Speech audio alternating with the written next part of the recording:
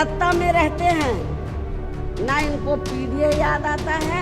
जब ये सत्ता से बाहर हो जाते हैं तब इनको हमारे संत गुरु और महापुरुष याद आते हैं। मायावती पूरी तरीके से भाजपा के साथ है और भाजपा के कहने पर कार्यक्रम कर रही हैं। 9 अक्टूबर को ही मायावती की महारैली के बाद अब उत्तर प्रदेश का सियासी माहौल ही बदलता दिखाई दे रहा है। कांशीराम की पुण्यतिथि पर बुलाई गई बसपा सुप्रीमो की इस रैली के बाद सियासी दलों की शैली भी बदलती दिख रही है। दलित वोटों के दंगल में अपना दांव चल रही समाजवादी पार्टी पर बसपा सुप्रीमो मायावती दोगले और छलावे जैसे वार कर दलितों को सावधान करती दिखी।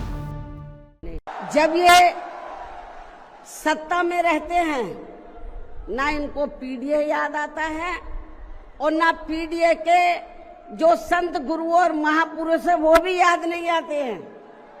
जब ये सत्ता से बाहर हो जाते हैं तब इनको हमारे संत गुरु और महापुरुष याद आते हैं।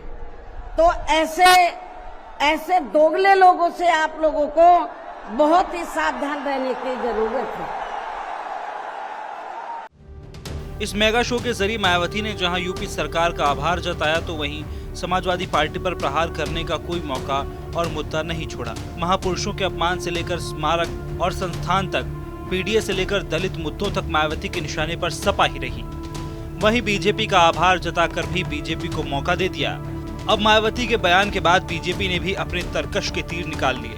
तमाम वरिष्ठ नेताओं से लेकर दलित नेताओं को मैदान में उतार दिया, या यूं कहिए कि दलित वोटों को साधने के लिए प्लान बना लिया।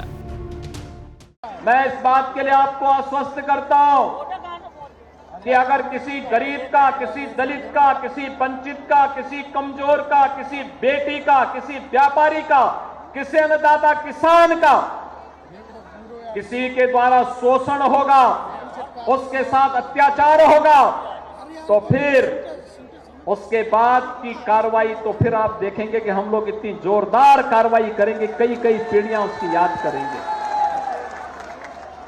और इसलिए बहनों और भाइयों, आप सबका मैं आह्वान करने के लिए आया हूं। जिस समाजवादी पार्टी ने पहचान का संकट आपको दिया था, जिस समाजवादी पार्टी के द्वारा पूरे प्रदेश में अराजकता का माहौल पैदा करने का प्रयास हुआ था, बहनों और भाइयों, उसकी गुंडागिर्दी की हरकतों से आप सावधान होइए। आज इनके पास कोई मुद्दा नहीं बचा है, अब केवल एक मुद्दा इनके पास बचा है, और जिसको ये पहले भी करते थे, वो करते थे जातीय संघर्षों की स्थिति पैदा करना।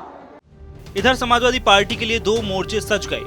दलितों के मुद्दे पर मायावती ने तीर चलाए तो वहीं बीजेपी भी मैदान में उतर गई।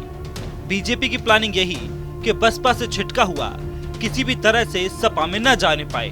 हालांकि अखिलेश यादव भी इस अखाड़े में दमदारी से डटे दिख रहे हैं। बसपा और बीजेपी का गठबंधन बता रहे अखिलेश यादव का ऐलान ये कि पीडीए ही लड़ेगा सबकी लड़ाई। चुप होकर के संविधान को बचाने के लिए, जो हमेशा समाजवादी लोगों ने कहा संविधान ही संजीवनी है और संविधान ही समय समय पर हमारी ढाल बनता है, उसका संदेश जन जन तक पहुंचाने का संकल्प आज हम लोग लेते हैं। जिस तरीके से लगातार साजिश हो रही है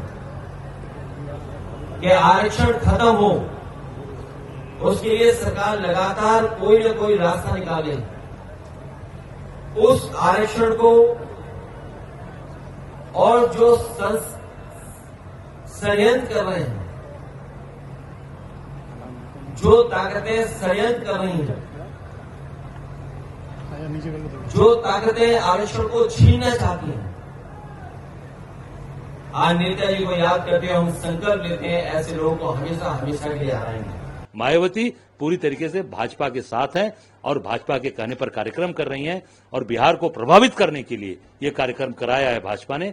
भाजपा के द्वारा पूरी तरीके से ये फंडेड है और भाजपा के द्वारा अभी मुझे पता चला कि सरकार की तरफ से निर्देश दिए गए हैं आरटीओस को, अधिकारियों को, कि पूरी तरीके से डीजल भरवा के इनको बसें दी जाएं। ये आरटीओ बता रहे हैं, मैं नाम नहीं बताऊंगा, उनका नौकरी चली जाएगी बेचारों की।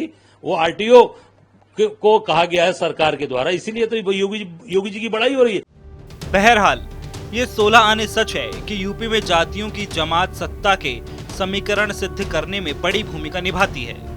दलित वोटों की फेहरिस्त में तो ये समीकरण और भी सफल है।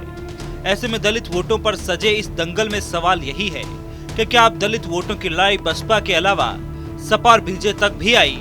सवाल ये भी है कि इस दंगल में किसका दांव ज्यादा दमदार?